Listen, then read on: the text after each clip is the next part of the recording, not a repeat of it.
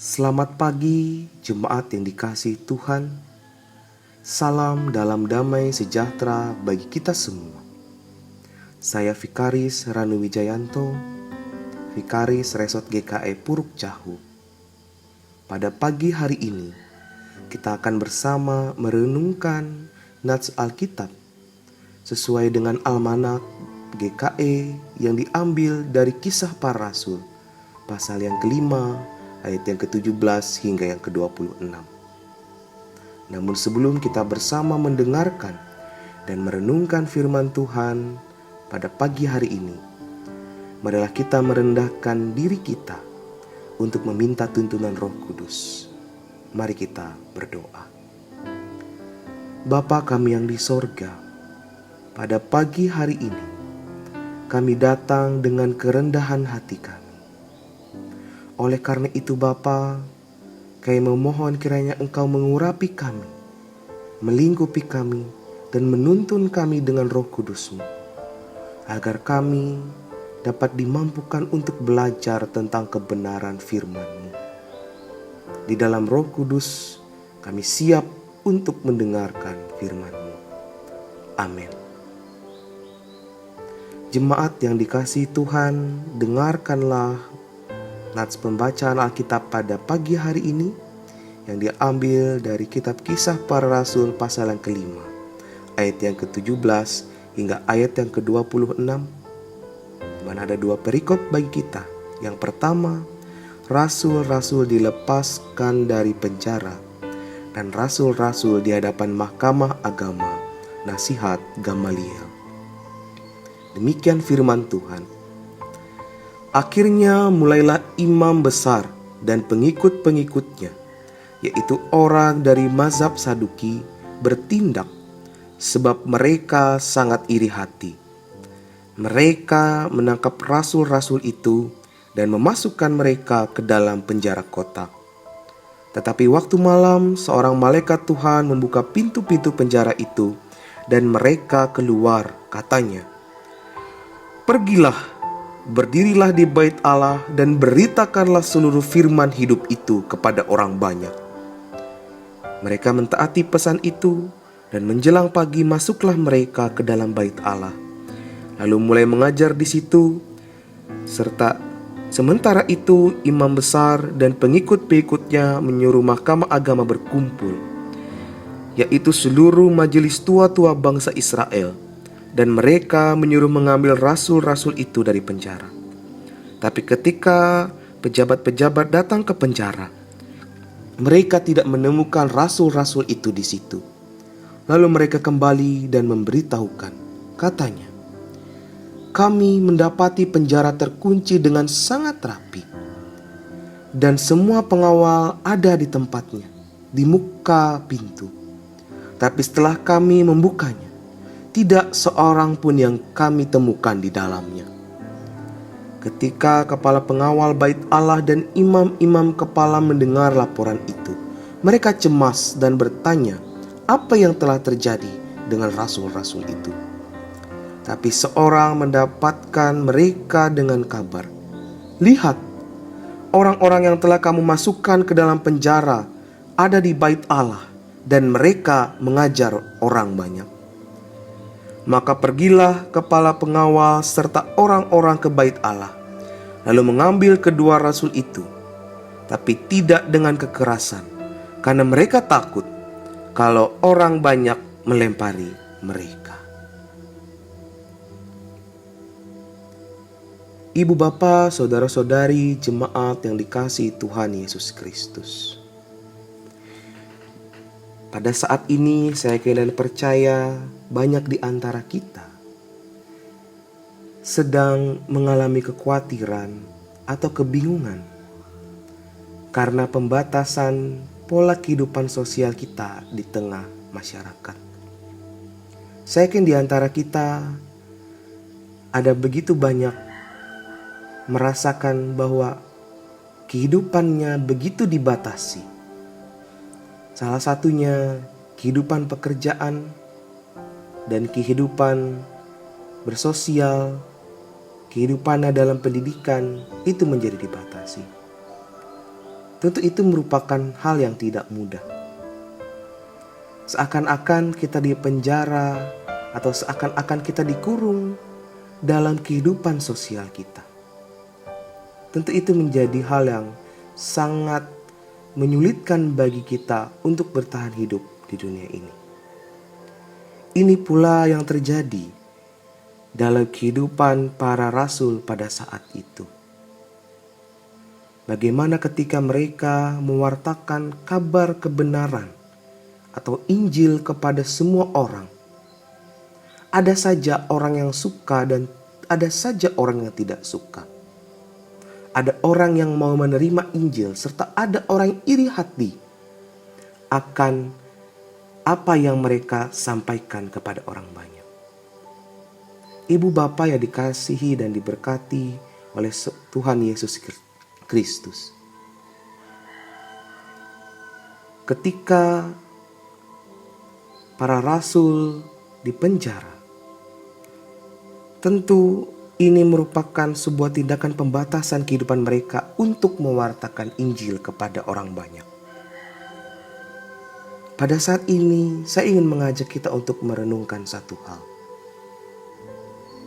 Bahwa pada saat ini, iri hati telah membuat para imam besar dan orang-orang Saduki serta pengikutnya gelap mata. Sehingga mereka melakukan tindakan yang bertentangan dengan firman Tuhan dan asas keadilan. Karena mereka telah mempenjarakan para rasul-rasul Tuhan Yesus yang tidak sama sekali melakukan kejahatan. Bagaimana dengan kita pada saat ini? Ketika perasaan kita tidak tenang karena kehidupan sosial kita dibatasi, tentu kita merasa tidak nyaman. Kita merasa gusar. Kita merasa tidak tenang untuk melakukan berbagai aktivitas kita. Kita mulai bosan. Kita mulai bingung. Kita tidak tahu bagaimana arah kehidupan kita ke depan. Tetapi ibu bapa, saudara-saudari yang dikasihi oleh Tuhan Yesus Kristus, satu hal yang pasti.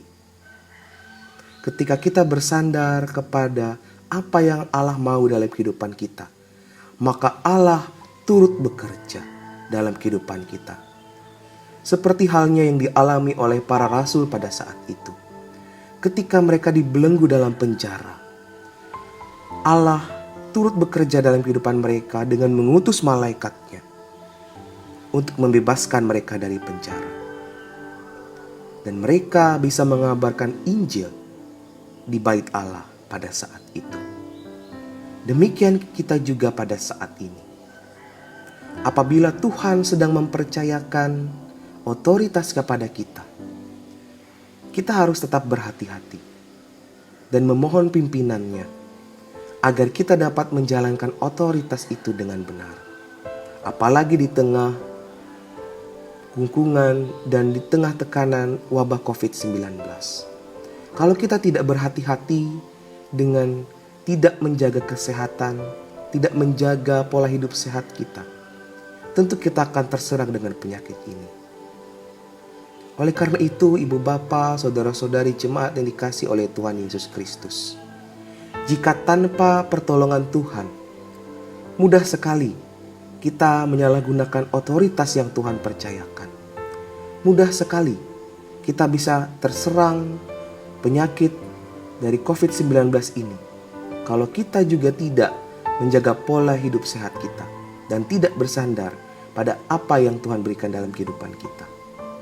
Mari dengan senantiasa kita harus ingat bahwa sebagai manusia, pada nantinya kita akan mempertanggungjawabkan seluruh perbuatan kita di hadapan Tuhan. Oleh karena itu, tantangan dan tekanan memang akan senantiasa menghantui serta membelenggu kehidupan kita. Tapi satu hal yang pasti, semua itu tidak akan menghalangi cara Tuhan untuk bekerja dalam kehidupan kita. Sebab itu, marilah kita bersama dengan penuh ketaatan, penuh keberanian, penuh dengan kesetiaan untuk tetap berpegang teguh pada iman kita kepada Tuhan. serta menjadi saksi, karena Allah turut bekerja di dalam setiap kehidupan kita. Kiranya Tuhan memberkati kita melalui firman-Nya. Amin. Mari bersama kita berdoa. Ya Allah, Bapa kami yang ada di sorga, segala puji dan syukur kami naikkan ke hadirat-Mu yang kudus. Kami berterima kasih untuk kebaikan Tuhan yang tak henti-hentinya kami rasakan hingga saat ini. Di pagi yang indah ini Tuhan, kami sungguh merasakan satu hari lagi dalam kehidupan kami. Kami merasakan kebaikan Tuhan yang tak henti-hentinya kami rasakan sampai saat ini. Baik itu dalam keseharian kami, di dalam kehidupan kami, di dalam pekerjaan kami, dan lain sebagainya. Kami memohon kiranya Tuhan memberkati kami dalam segala aktivitas kami. Terlebih di tengah wabah COVID-19 ini, kami memohon kiranya Tuhan memberikan kami kesehatan, kekuatan, serta hikmat agar kami dapat tetap berpegang teguh pada jalan Tuhan. Serta kami tetap menjadi saksi firman-Mu di tengah-tengah berbagai permasalahan dan pergumulan yang ada di dunia ini. Secara khusus pada pagi hari ini kami berdoa bagi jemaat di Didirung Pundu. Kiranya Tuhan memberkati setiap kehidupan jemaat-jemaat-Mu yang ada di Didirung Pundu. Baik dalam setiap pekerjaan mereka, setiap aktivitas mereka, pergumulan mereka. Kami memohon kiranya hikmat kedewasaan Tuhan senantiasa berikan kepada mereka. Agar jemaat di Didirung Pundu boleh menjadi jemaat yang taat, boleh menjadi jemaat yang maju, serta kabar sukacita atau Injil boleh senantiasa semakin terpancar dan nyata di jemaat Didirung Pundu. Biarlah kiranya Tuhan pakai setiap para pelayan Tuhan yang boleh mengabdikan dirinya untuk melayani jemaat-Mu di Didirung Pundu. Biarlah Tuhan memberkati setiap penata layanan yang ada di sana. Pun pula Tuhan kami berdoa kiranya bagi jemaat-jemaat-Mu yang ada di Didirung Pundu yang saat ini dalam keadaan sakit, kiranya Tuhan Engkau memberikan kesembuhan kepada mereka semua. Ini kami Tuhan, ini seru dan doa kami.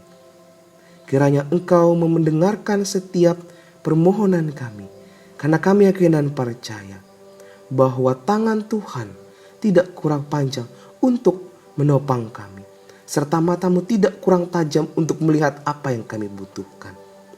Di dalam dan oleh Yesus Kristus kami berdoa dengan doa yang telah Engkau ajarkan kepada kami. Bapa kami yang ada di sorga, dikuduskanlah nama-Mu, datanglah kerajaan-Mu, jadilah kehendak-Mu di bumi seperti di sorga. Berikanlah kepada kami pada hari ini makanan kami yang secukupnya, dan ampunilah kami akan kesalahan kami, seperti kami juga mengampuni orang yang bersalah kepada kami. Janganlah membawa kami ke dalam pencobaan, tapi lepaskanlah kami daripada yang jahat. Karena Engkaulah yang punya kerajaan, kuasa, dan kemuliaan sampai selama-lamanya. Amin.